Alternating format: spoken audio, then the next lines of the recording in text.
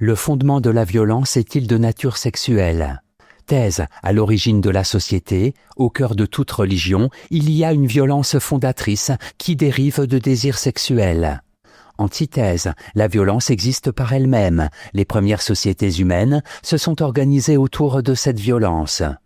Thèse, le fondement de la violence est de nature sexuelle. En effet, à l'origine de la culture, il y a la violence. Cette violence est la conséquence directe d'une iniquité dans le partage des femmes. Les rituels religieux ont pour rôle de rappeler les événements fondateurs. Premier argument, les hommes ont tout d'abord vécu en horde. Reprenant une hypothèse de Darwin, Freud suppose que les hommes se sont tout d'abord organisés dans une horde primitive, dirigée par un père violent, jaloux et ayant le monopole des femmes. Les fils, ne supportant plus une telle situation, en vinrent un jour à se réunir afin de tuer le père et de le manger. Ce fut le premier repas totémique. Deuxième argument, l'interdit de l'inceste est la conséquence du meurtre du père. Les fils, après avoir tué le père, n'avaient pas encore résolu tous les problèmes. Ils s'affrontèrent, chacun d'entre eux voulant avoir le monopole des femmes. Pour sortir de cet incessant conflit, ils décidèrent de renoncer à posséder les femmes du groupe. Ainsi fut instauré l'interdit de l'inceste. Troisième argument, les repas totémiques ont une fonction commémorative. Dans les sociétés primitives, les fêtes sacrées, les repas totémiques, ne font que répéter symboliquement le meurtre du père et ses conséquences, à savoir l'instauration de règles sociales, de restrictions morales. Par là, les hommes se rappellent que s'interdire l'inceste et le meurtre du père est la condition du maintien de la cohérence du groupe. En bref, c'est bien la sexualité qui a conduit les hommes à tuer le père de la horde primitive, puis à s'imposer des interdits fondamentaux. Ces interdits ont pour rôle essentiel d'éviter les violences fratricides. Antithèse, le fondement de la violence n'est pas de nature sexuelle. En effet, l'homme ne dispose plus de freins instinctuels pouvant limiter la violence qui est en lui. Il n'y a pas lieu de rechercher dans la sexualité l'origine de la violence. Elle est inscrite dans la nature de l'homme. Premier argument, culture et violence vont de pair. Le passage de la nature à la culture correspond, pour Lévi-Strauss, au passage de conduites réglées par l'instinct à des conduites institutionnelles. Chez l'animal, l'agressivité, qui lui est vitale et naturelle, ne se transforme jamais en pure violence. Cette même agressivité, chez l'homme, n'est plus régulée par des mécanismes innés.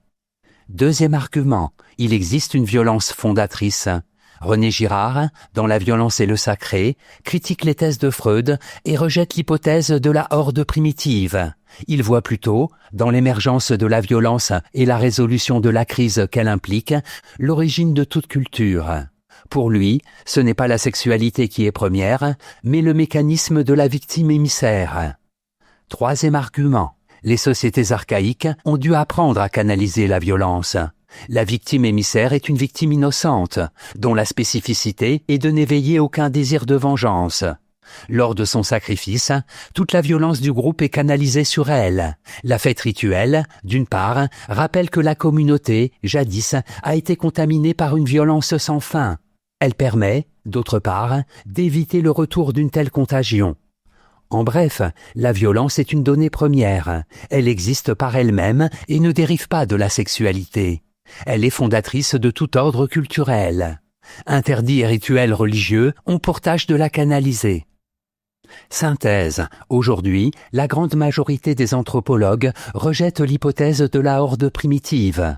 Cela n'ôte cependant pas l'intérêt de l'enquête menée par Freud dans Totem et Tabou. Établissant un parallèle entre le comportement des névrosés et les phénomènes religieux primitifs, il voit dans la sexualité l'origine de la peur de l'inceste, de la peur de certains animaux, peur caractérisant le comportement du névrosé obsessionnel et de l'organisation sociale des sociétés archaïques, centrée sur l'interdit de l'inceste, du meurtre du père et de la mise à mort rituelle de l'animal totem. René Girard a beau critiquer vivement Freud, ne pas vouloir accorder à la sexualité le rôle que son illustre prédécesseur lui attribue, il n'en reprend pas moins l'essentiel de ses idées. Notes et commentaires. Totem. Il s'agit généralement d'un animal sacré. Nul n'a le droit de le mettre à mort, sinon au cours de sacrifices rituels. Selon Freud, le totem est le substitut du père de la horde primitive. Tout comme ce dernier, on le respecte et en même temps on le tue, puis on le mange. Citation. La horde paternelle a été remplacée par le clan fraternel, fondé sur les liens de sang. La société repose désormais sur une faute commune, sur un crime commis en commun. La religion, sur le sentiment de culpabilité et sur le repentir. La morale, sur les nécessités de cette société d'une part, sur le besoin d'expiation engendré par le sentiment de culpabilité d'autre part. Freud, Totem et tabou.